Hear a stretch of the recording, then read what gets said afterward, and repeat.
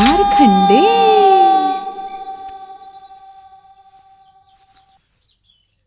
धीरे धीरे तू घर के सब काम सीख गईलू ना। आई दादा, हम दूध चढ़ाले रानिया, अब ले तो सब गिर गेल होई।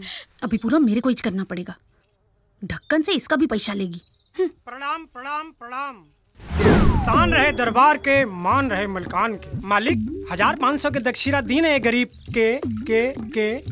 वाह, अब कौना खुशी में ने उछावर रे रे रे पतिया। अरे मालिक, राजा के धन प्रजा पे लुटोही खातिर न होला। दीन 1000 रुपया। हाँ, तो हर बाप कमा के दे गल है ना। जब देखा तब 500 दी, 1000 दी, हम लोग जाके दारू पी और जुआ खेली। अरे हुआ जी, जब पैसा मांगी तब रुआ के रख दे दे।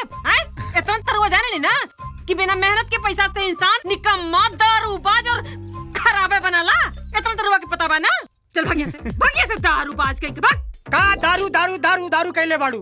हमारे आसान तू मनबू? तोरा छोटका लड़का के दारू पियावल हम सिखौले। हाँ